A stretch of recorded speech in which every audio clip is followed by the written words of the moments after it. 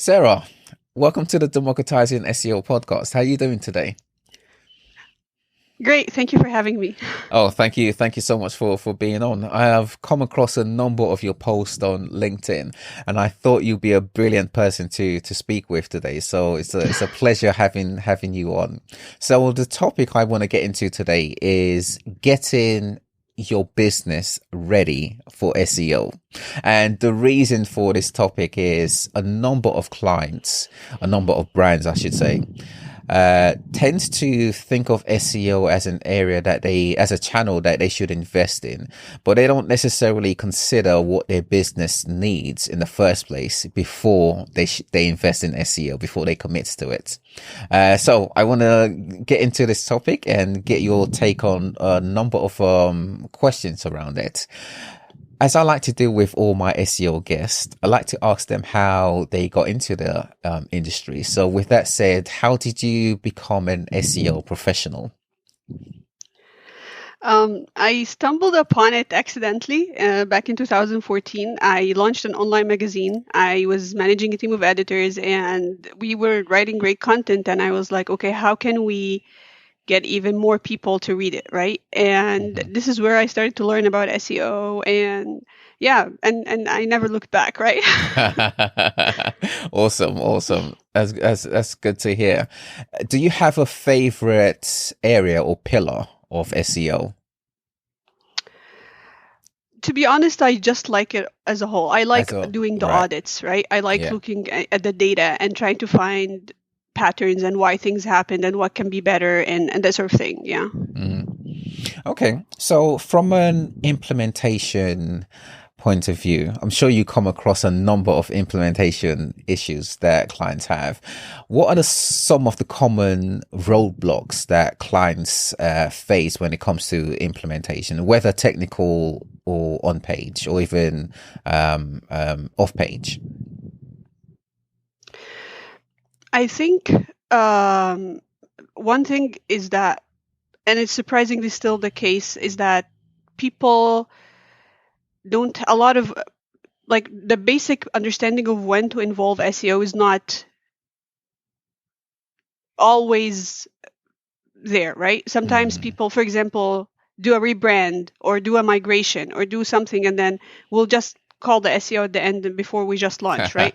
So Yeah. not yeah, and that's really common. And I'm not sure why, because we always talk about this all the time, but um so not knowing when to involve SEOs to begin with. And then I've also seen situations where there's no clear goals for the SEO channel. Like we want more traffic is okay, but um, you like especially when you're working in house, you want to have a clear expect understanding of what's the expectation there, right? So Hmm. you can translate that into a plan and ask for the resources you need. If you don't have at least a ballpark range of what should be happening, like is there an expectation of 10% or 30% or 50%, like what's Yeah. what's the expectation there? So not having a clear goal, but then in that situation it's usually not just the SEO channel, it's usually an issue affecting all other channels Mm. as well. And then I've seen also situations where clients come, they want to do SEO, but they're not ready in terms of they don't have a developer, or Yeah. even if they have a developer, they don't even like they don't they didn't expect that there would be much changes to their technical work, and Hmm. then again they don't have content resource available, and even if they do, they then comes the second another situation where the brand guidelines, they don't want to publish like guides and that sort of thing, they just want to publish news. So there's a lot of things you need to navigate and dissect right, with Yeah. clients Hmm. before starting. And I also think one thing is that's really important is to communicate to clients right from the start, as soon as you can, when and what type of changes they should involve you. Because if you don't, what's going to happen? Like once you start your work with them and you're executing on your plan, if you're not clear that, okay, guys, but if you want to remove products or do this or do that, we need to connect just to make sure that the website is not impacted negatively or so, however you're going to word it, word this. If you don't do that right from the start, these things are going to happen and happen and happen, right? Yeah. So you need, so you need right from the start to be very clear on when SEO needs to be involved, right? Yeah. Yeah, it's a very interesting channel in that it's the one channel that's the most difficult to grasp for non-SEOs. I mean, there is this perception of SEO that it's a black magic mystical thing, right? And Hack. yeah, exactly. And what I get is a number of stakeholders, because of this perception of SEO, they tend to stay away from SEO and don't want to delve into it. So they leave SEO to SEOs, which is the worst thing you can do for SEO. I mean, it's not ideal at all. It's an unknown area of SEO. And I always find that a number of clients, stakeholders, a simple tweak to the way they regard SEO makes all the difference. And I find that tweak is simply involving SEO at the briefing stage. Think of, let's say, a migration project, right? They'll have a briefing meeting about the migration and invite all the different departments for the migration. What's the one department who's the one department or the one person who's not involved? The SEO. It's like they're brought in right before the end, right, and told to SEO the site, which is again not the ideal way of doing things. I mean, at that point it's very, very late, and it's a case of, okay, do we launch with issues, or do we give the SEO more time, which is rarely ever going to happen, right? All the business decisions come above SEO. Do you find that clients face this issue? I just want to highlight something. There is some of those clients do this because they had experiences with other SEOs, for example, asking for before migration, like they were working with SEOs and they found them asking for too many minor technical changes that did not bring any value. So they don't want to involve the SEOs because they think they're going to slow us down. They're going to ask for things that are not important. They're going to, so, just to, that happens, right? And then you have some people don't involve SEOs, like marketing managers sometimes don't involve SEOs because they used to do SEO like 7 years ago before becoming a head of marketing, and their own understanding of SEO was limited. So they think they can just casually, SEO is not important. He likes that. They think they can, and that's this level of knowledge was like what we know of the importance of SEO and how it should be involved in migrations right now is not the same as 7 years or 10 years ago. So, so, and that's not just in the migration, like in a lot of things, like you would realize that some of this is just basically their own experiences as SEO, right? In 10 years ago, why would SEO be involved, sit on a design meeting, right? Or sit on like I've seen situations where a marketing campaign is going on, right? A marketing campaign and all marketing functions are there, but no, we don't need SEO because this is like a short-term campaign. Like, okay, yeah, it's a short-term, but you need to make sure what you're doing on the website is aligned. You cannot just make changes. Sometimes, for example, off the top of my head, some plugins would be installed, and they would those plugins are changing the title tags, right? To those promotion stuff like that. So it's just so yeah, it's pretty much. I mean, it's getting better right now, hopefully, but and that's why I think any SEO starting to work with a new client or partner with a new client or work in-house, they need to be very specific and ask all the right questions, right? They need to first of all, understand and evaluate the level of SEO understanding of the person you're talking to, right? Yeah. And then especially in-house, I would say you need to make sure that, or the biggest way to be successful in-house role is to make sure that you have the support of your manager to execute, or the support of your manager, right? To begin with, not just about execution, because execution is a long story, because obviously there are queues and there are a lot of things going on.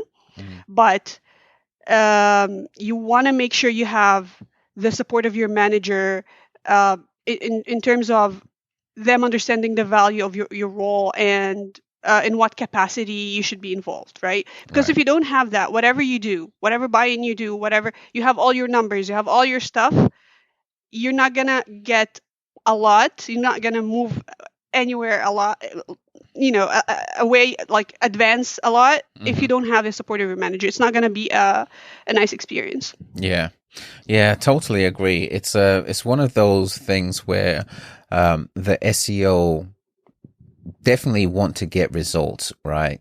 But a number of the roadblocks that they face has to do with non-SEOs not necessarily having bought into SEO from an operational point of view. The business may have bought into SEO, so they may have invested in SEO, but from an operational, if you like, level, there are issues.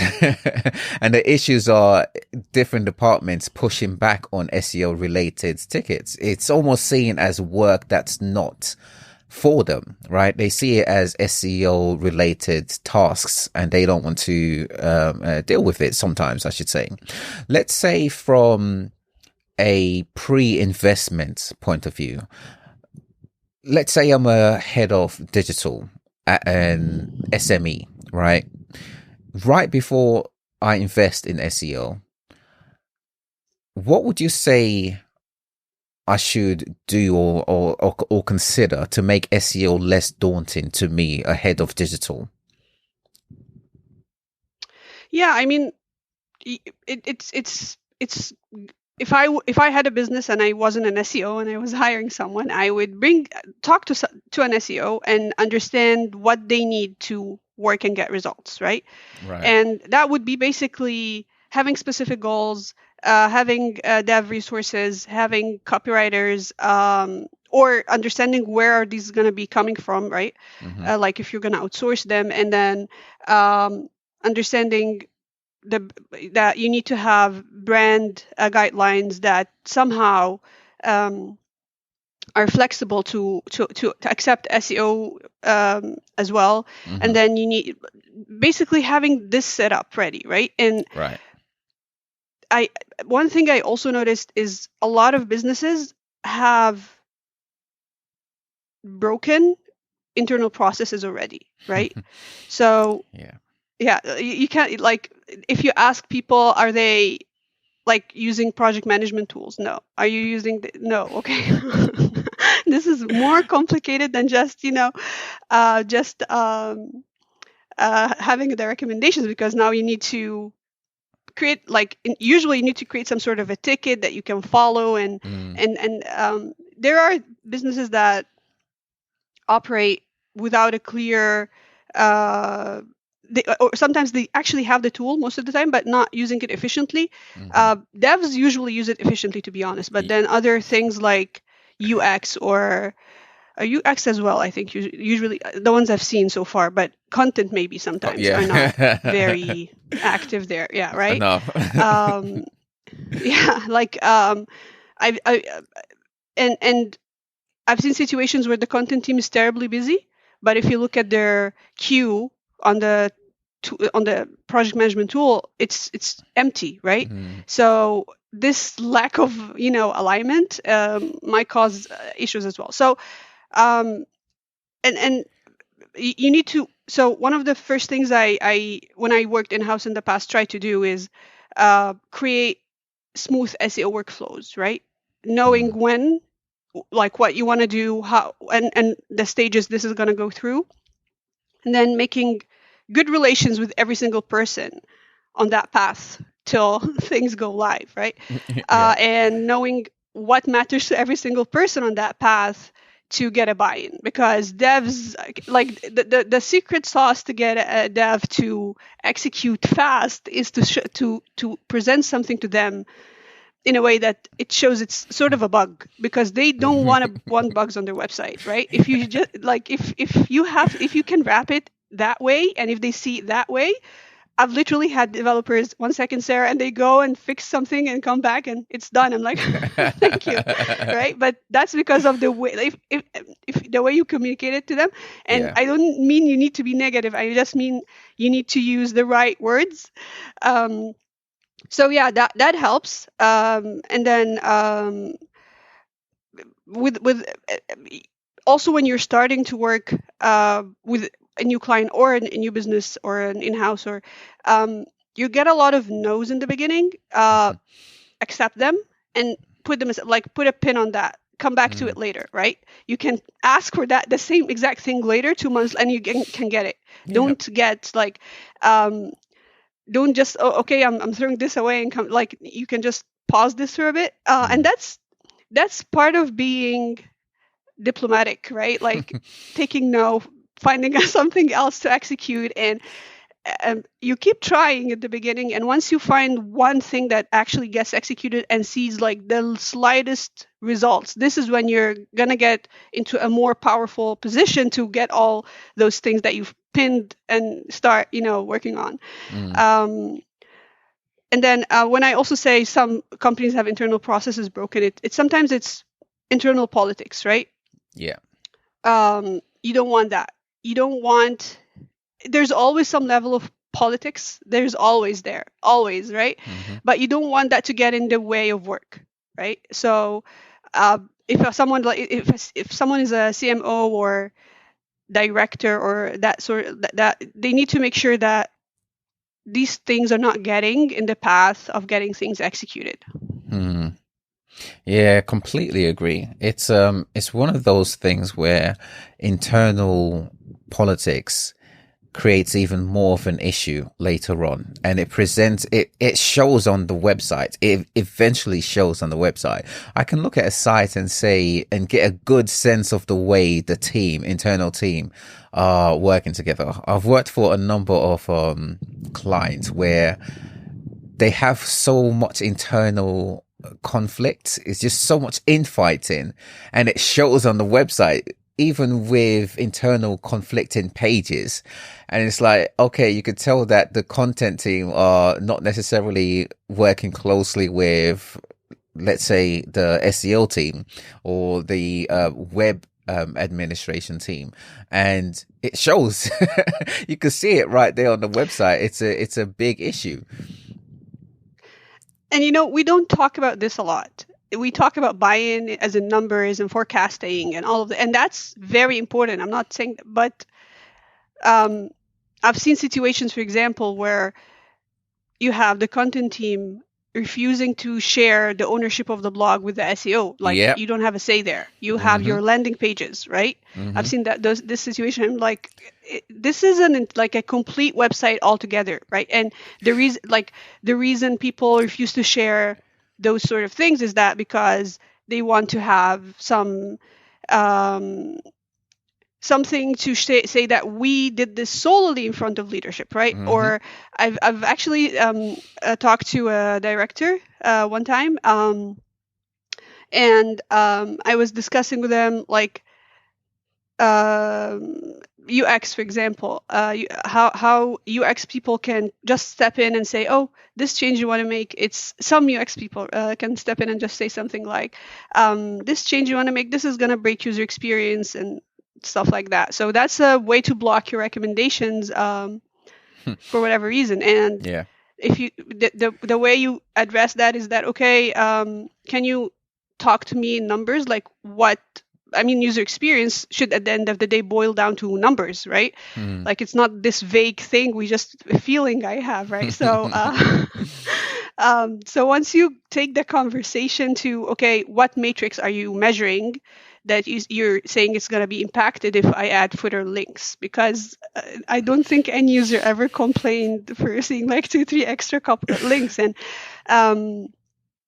just this, like, taking the conversation back to numbers and to facts rather than because I mean, everyone can just step in and say, I don't think this is going to work for the user, right? Yeah. But that's not how this is supposed to work, right? No. So yeah, and I mean, it's not just in the marketing department. Generally speaking, politics are, as I said, I've seen, but I've talked to a lot of SEOs, and I've seen people who are brilliant in navigating that. Brilliant. They are very well spoken. It's a talent, and I think it can be acquired, but it's a talent. And they also know, like, they speak really well, and they know how to speak, to find and communicate with the right person, right? So yeah. Yeah, I think those soft skills is an area it's an area that a lot of SEOs absolutely should focus on more. The more I grow in my career, the more I see how important soft skills are. It's the difference between getting a budget and not getting a budget for SEO. And the example you just mentioned, it's 50% of your buy-in. Yeah. I love that. The example you just gave with the footer links, it's so common, right, for different departments to make up something, anything. It really doesn't matter. It's just literally make up anything. Just say and do anything to push back on SEO requested stuff. I don't know if you get this often, but sometimes, well, a lot of the times, non-SEO departments will ask the SEO for data on the most minuscule thing, right? With stuff like adding links, right? They'll ask, okay, what is the impact going to be if we do this? And even if it's just a simple change. I had someone ask me once, what's the impact of having this internal link to this page? And they wanted data around that before they actioned it. It's so off-putting. And it requires a certain level of diplomacy to navigate those issues. But I find that once you have a team or department on board with SEO, it's a very lucrative relationship. Let's take the content team, for example. As an industry, SEO and content copywriters, we get along very, very well. In the early days of SEO, that wasn't the case at all. You know, if you wanted to have an anchor text, or if you wanted to have a keyword within copy, there was a lot of issues between SEO and copywriters. But now, as two working departments or teams, we get along very, very well. I find that if you're able to prevent an issue from occurring in the first place, you're better off in the relationship you have. But sometimes an issue has to occur before different departments get together, and that issue is a loss of rankings, right? So let's say an algorithm update is released and things happen with a number of pages. Then it's an issue for SEO, but senior business leaders look into that issue and see that actually it's more than SEO. It's only then, right, when there is an issue, that the business all of a sudden has an overview of the importance of SEO. Isn't there a way of preventing this issue from occurring in the first place? Okay, first I remember something Eli Schwartz said, and I was surprised that he said it, because that's exactly how I feel. If you're working in-house, or sometimes even with clients, you're earning your role bit by bit as you get buy-in from person by person, right? Or department by department. So so when we don't want something to happen, right? But then one of the first things I start doing is doing it when I do a content audit is finding dead weight pages, right? Dead weight pages are those pages that haven't been getting traffic or from not necessarily just from SEO, from any channel in the past 6 months, for example, right? Once you find those, most of the time you'll have 60 to 80% of the content on the website has not seen the light of day in the last 6 months, right? Not just from SEO channel, from any channel.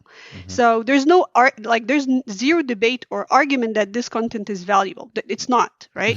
It has not contributed to the, so, but you need to present this in a smart, nice way, because it's easy for people to feel you're criticizing them, which is you're not, right? You're just trying to do your job, first of all, because you need to find those pages, and you need to communicate it to them, because if you want to remove any pages, you still need to go through a process. So the way I did that with the content team I worked with before last year was, I said, you are writing great content. This is great. It's not bad at all.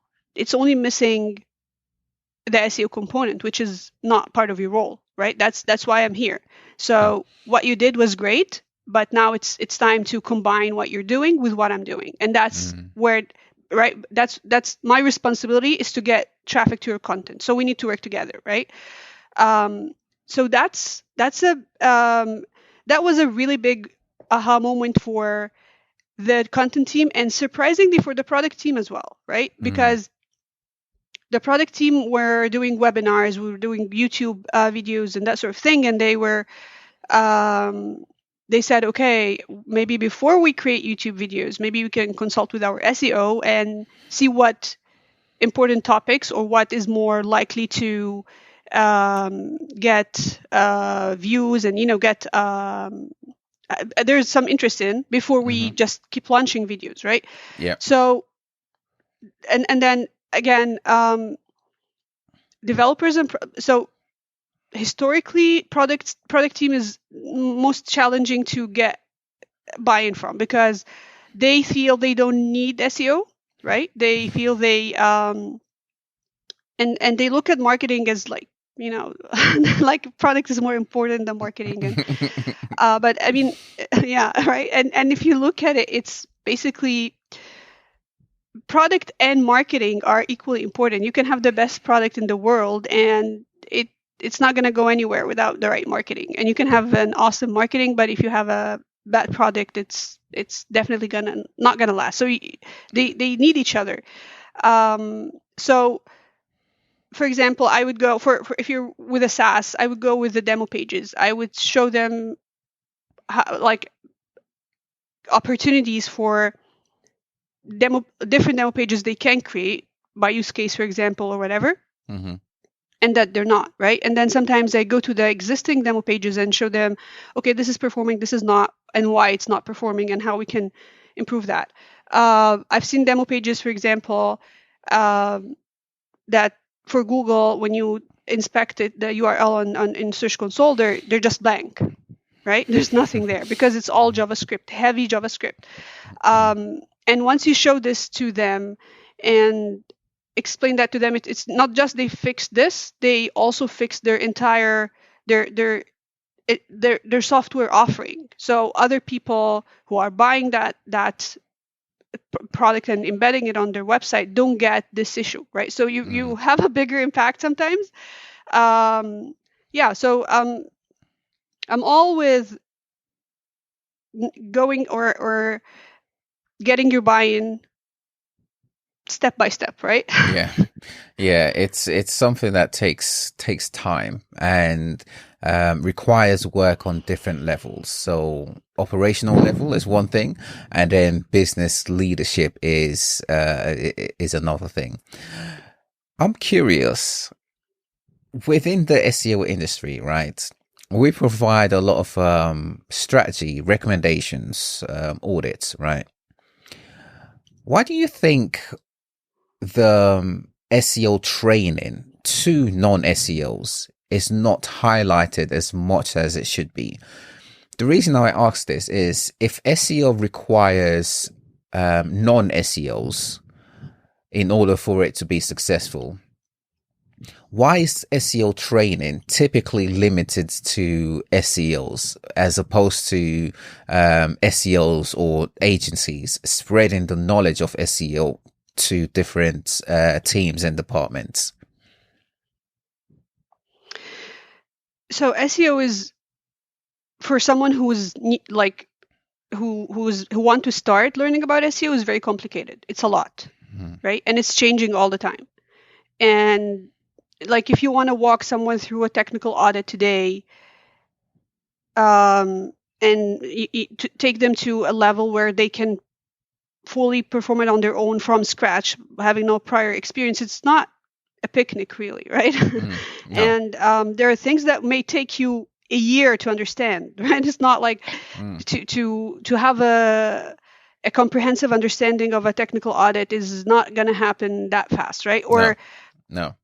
But yeah, specifically, so let's say the training, more from appropriated training. So with developers, right, you explain to them areas of technical SEO. You wouldn't necessarily talk about content led information. And even the technical SEO area can be focused on the areas that affect the business. So if the business is known for having heavy JavaScript based websites, then you focus the training around JavaScript SEO, those sort of things. So the situation I've seen is that developers think, so first of all, developers are very, very busy, right? That's so if they can skip, I mean, they're gonna have some what we call technical debt anyways. Let it be SEO then, right? So that's one way to think about it. Yeah. And then you have that's for real, like we're not gonna, if we're launching, it's not gonna be perfect anyway, so let's put SEO then. And then no then site there are is perfect. Yeah, right. So we can leave your canonicals and your hreflang tags and all the we can come back to them later, right? Yeah. If ever. And then you have those developers that would say, I did this for so many websites and it was fine. I mean, what's the definition of fine, right? Yeah. I did it before and it was okay, right? It worked fine. And then I've also seen situations when I first started, when I talked to developers, I wasn't using the right language, and they would say, it's like, the website is working, we don't need this, like, why would I, like, they didn't see the immediate value. So it definitely depends on how you communicate, and that, like, I learned a lot from the first developers I worked with, a lot, literally. I'm really grateful. Some of them were awesome, some of them were really rough to work with. And developers. Yeah. They were like, we have no idea why we hired an SEO. I'm like, thank you. Thank you. Yeah, I'll take that as a compliment. Yeah. That's a developer. And that was like back when we worked. That was like back when we worked at the office. So having this said to your face was really like, thank you. I love you too. Yeah, the most abrasive thing I've had a developer say to me. I asked for the server logs, and he messaged me back on the IM system we were using. I think it was Slack, and he said, "What the F does SEO have to do with server logs?" And I was like, "Okay, well, I see where we are. I'm ready for battle." Yes. But exactly. I think a lot of the times they view the way we approach them almost as a slight on their work. And it's always developers. There's a thing about SEOs and developers where the way we communicate with them has to be the way they want to receive the communication, right? The way SEOs and copywriters communicate, we can just talk and use words, and a copywriter will see the vision that we're presenting to them. Whereas a developer, they need data. right? They need that noughts and ones, and you have to communicate in a way that they receive. Otherwise, pushback. So let's not forget that content is a part of the marketing team, right? Yeah, yeah, And many times SEOs are positioned in marketing and not in technical. So for the dev team, yeah. That's like, true. Yeah. why? And I remember when I read Eli Schwartz again, product-led SEO, he had this opening line where a technical director, I think it was the CTO, was like, marketing, saying that marketing doesn't tell engineering what to do, right? So yeah, you have this perception, like you may come off as overstepping. Why do you need your server logs? But it's none of your business, or like you're, yeah. So I think the best way to deal with these things is to have patience and understand that you get a lot of no's, a lot of rejections in the beginning, right? But then you need to prove your worth. You need to prove, and proving your worth comes from like very, very small things, like writing tickets for developers, respecting their schedule, their sprints, when they want their tickets in, what they want in their tickets, and then writing it the right way. Because one of the feedback I always get on when I send technical recommendations from CTOs or developers is like, Sarah, this is really thorough. This is really what we need. They have we don't need to go backward and forward on a ticket, right?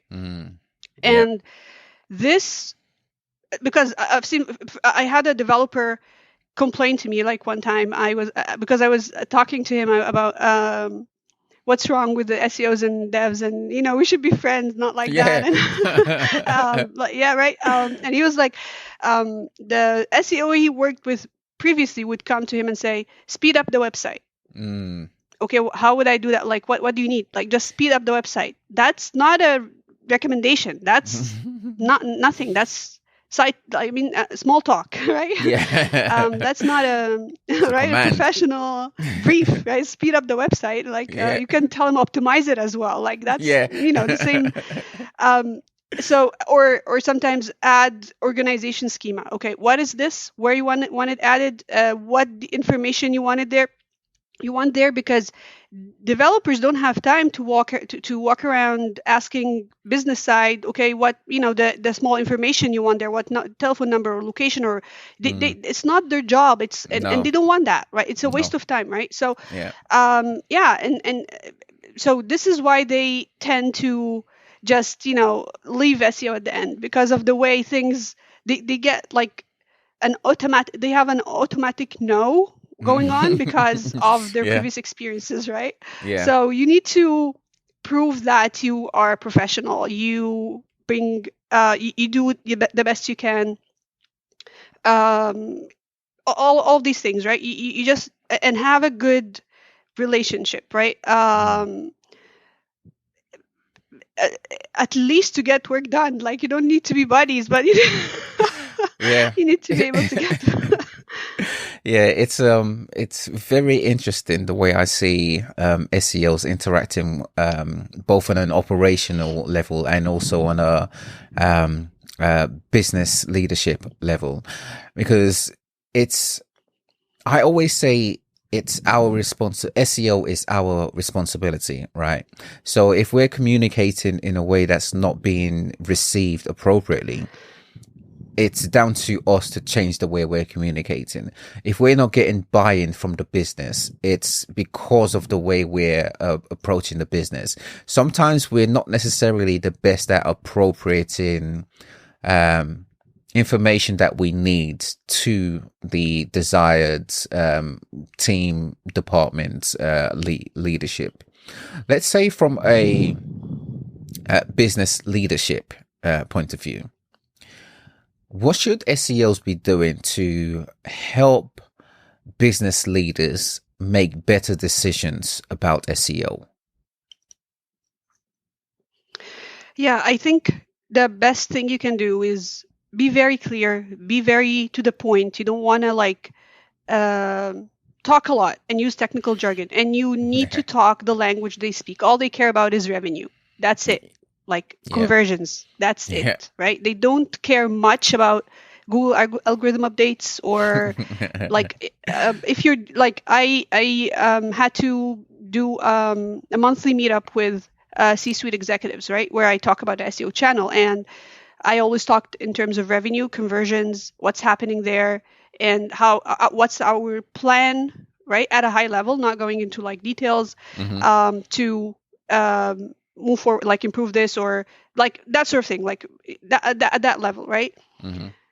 If you're not talking about these things, there is a critical problem in the way you're presenting your the channel to stakeholders. It's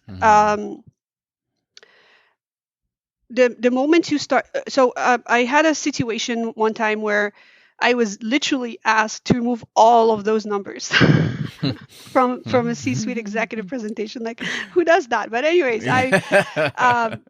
like the entire SEO community has put so much effort to try to tie SEO work with results, right? Like that's the whole, like that's like a lot of effort, right? And we have those numbers and we were doing great, but I was asked for whatever reason that I should steer away from conversions and revenue and just focus on SEO projects. And Interesting. at that point, one of the graphs I was asked to present was average ranking graph from SEMrush report, and average ranking for 1,500 keywords dropped by 1 position, the average ranking. So it's 1 over 1,500 is like negligible, like nothing, right? It's not even it's not even something you bring up because most of like the keywords are in their positions, like I don't know, like it's 1 over 1,500. How like, and once that graph was on the screen, the conversation like we actually were doing really good, but that graph like really caused I'm not sure how to describe it, but it didn't come out well. And I had a manager in the past, in like a few years ago, and he was really good at these things. He understands that a picture is worth 1,000 words, right? Whatever you say, just a graph that's dropping, regardless if that's what's happening on the graph, for people who don't understand what the matrix and rankings, it's not going to look well, right? I remember we would be in meeting rooms. That was back when we were in the office, and meeting rooms were all glass, right? Except for like one wall where we're presenting. And they would be very careful what graphs are there, not because we're doing anything wrong, but because a lot of people are moving. They don't know what's happening, right? And at the end of the day, if we're going to meet them and present all the conversions and and it's fine. So no need to communicate or show something that may be very well not well received or misunderstood, like and the thing is, it's also a trust situation. Like you have to present the KPIs that matter. You have to, right? If you're not doing that, this is the what being political is. This is what I've literally seen someone like say, okay, we're not presenting those numbers. We're presenting the work we're doing because I want to be transparent. I'm like, transparent means adding more data, not removing like crucial data. But so and it doesn't reflect, like it won't reflect well on you. You need to communicate, understand who you're talking to, right? And C-suite executives, they don't have time to look at ranking number 1 for I don't know what keyword. Like, it's too much details for them. Or this keyword dropped by 1, but then this keyword increased by 2. Like, this is something you would discuss with your marketing team. Yeah. Right? Because, but for them, I don't care I want to know how are we doing today, where are we going, and how we're going to get there, right? That's the whole thing. And it's not just for SEO, it's for any marketing channel or any actually other team. That's how you should be communicating with your leadership. So let's say a business leader, right? They might be thinking, okay, SEO requires the SEO. It requires a certain level of awareness of SEO from non-SEOs, of the teams, of the department, right? And they'll be looking at PPC, which is comparatively or comparative. If you compare the two, they'll say PPC is a lot simpler. I also struggle with words. Yeah, comparably. That's what I was trying to say. Comparably, not comparatively. Comparably, it's the two. SEO is a lot more difficult or challenging than PPC. Is SEO worth it? That's a good question. So I would start with, again, Eli Schwartz. I'm not sure why I have him on my mind a lot today. I've got to get him on the podcast, man. I've read his book as well. It's one of the most important books that's come out of the SEO industry. That book, his book, and Jason Bernard and Mark A. Preston. Those three to me are essential readings for all SEOs. But anyway, go ahead. Is SEO worth all this work? Yeah. So from the Prince of in-house SEO, he said SEO is the only channel that is considered an asset when you're trying to sell your business. The traffic is an asset, right? So it's fundamentally different than PPC, right? You're building something that accumulates value over time. You cannot really compare it with PPC, right? One way you can do things is show, for example, traffic to competitors, right? Like established competitors, and then show how much how much content they have, and try to take it. Definitely doing competitor analysis helps. If you start from there, showing the market size of searches, showing how much traffic your competitors are getting, doing forecasting with potential opportunities. Even so, if you use, and then if you go and use, so for example, one of the things I did in the past was go to the bottom of funnel pages on your current website. And that's like the easiest way to do forecasting, really. Go to the bottom of funnel pages, get their conversion rate, right? Usually it's much higher than the rest of the website. Like it can be like 20%, 25, depending on, maybe more, maybe less. But I remember one specific client had 20%, right? So you can come and say, okay, if we create more bottom of funnel pages, or how I better phrase it is, X increase in traffic would generate X increase in conversions, right? That shows how much, like, if I have 20% conversion rate on bottom of funnel pages, what would happen if I increase traffic by 1,000, 10,000, 50,000, right? And then you can come up with a plan from there and say, okay, to reach this, I think this and this and that, like this is what needs to be done. This is the type of content we can create to get there. So just showing how much an increase in traffic moves the needle shows the value of SEO. I would add to that. Definitely agree with that approach. I would add to it and say something quite more perhaps controversial, in that as long as you have a website and you are reliant on traffic, right? You're reliant on a website bringing you business.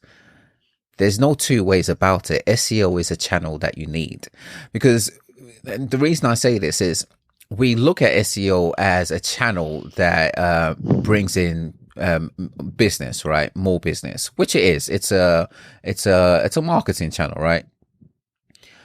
But it's also a channel that can help you, that prevents you losing business. I.e., if you don't have your SEO active, you can lose your visibility in the SERPs.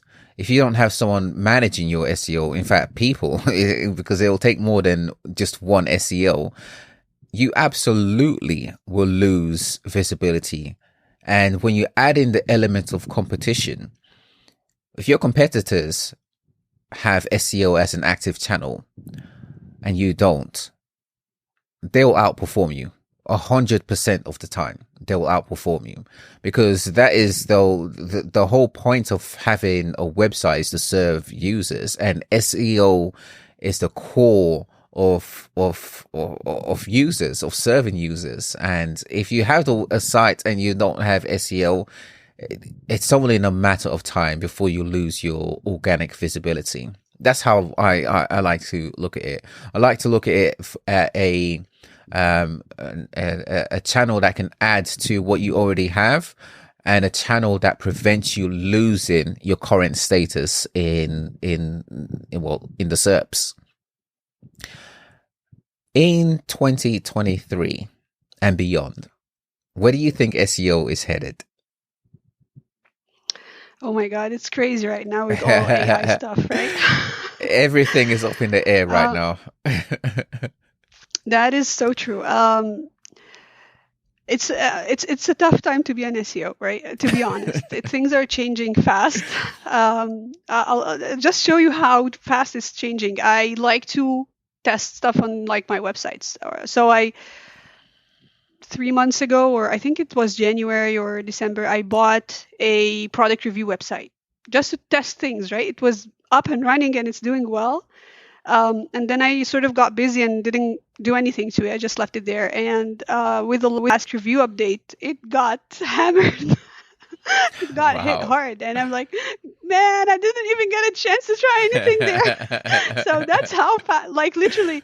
The good news is I'll try to investigate what happened. And I have like a process in mind and see like, and that's a very good exercise to know what matters for those type of websites. But I would have liked to play around. What I said. That speaks to what I said earlier, right? SEO, as long as you have a website, it's a channel that you need. Yeah, because it's not just stuff in your control; it's stuff outside of your control as well. Competitors and, of course, Google. I mean, I wanted to test things, but I didn't come to it. I was just, it looks good. Yeah. It was doing well, honestly.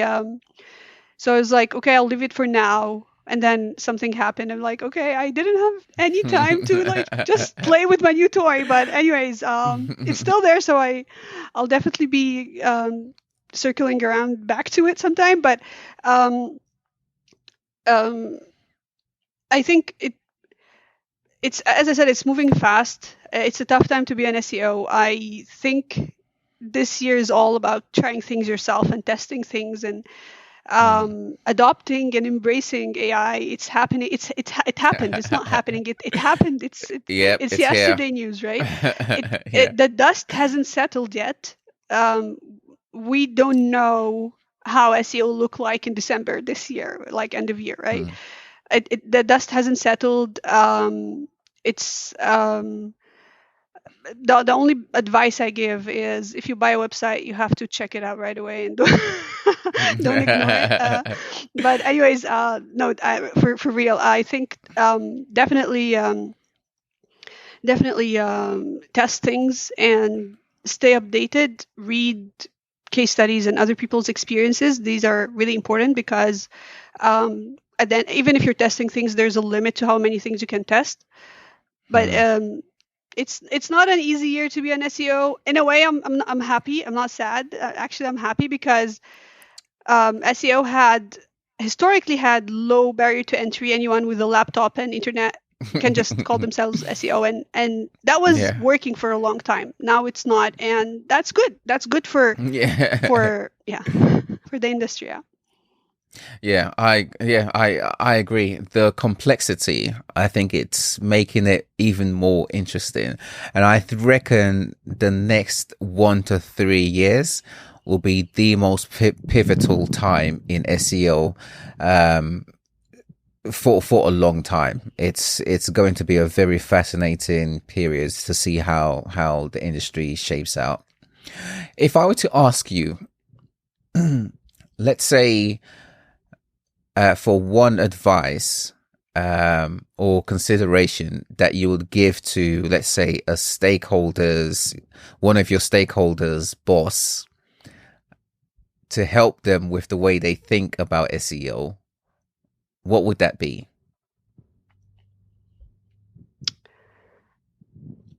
I think surprisingly it has nothing to do with SEO and has more to do with the culture, right? Make sure you have a culture where people want to get results and prioritize that above anything else. Make sure that effort and rewards go to results, not people who speak more or people who do talk the talk or that sort of thing. So these two things actually, if you fix your culture, you're fixing everything else, really. Brilliant advice. Sara, thank you so much for your time. What are you looking forward to this year, for the rest of the year? Other than checking out my website. Well, I'm attending Women in Tech SEO event in September, and also Toronto SEO meetup in May. So I'm so looking forward to meeting other people in the community. That's I think that's gonna be the highlight of the year for me. Awesome. Hope you enjoy it. Hope you enjoy them. Thank you so much for your time, Sara. Where can people find you online? I'm available on LinkedIn. Very noisy there. They'll probably find me even if they don't want to. I love your post. Keep them coming. Thank you so much. And they can also find me on Sara-Taher.com. I have a newsletter. It's currently paused, but hopefully will come back soon. And yeah. Awesome. I'll have those links in the description for you. Thank you so much for your time today, Sara. Have a brilliant day, and we'll catch up again another time. Definitely. Thank you. Cheers. Bye now.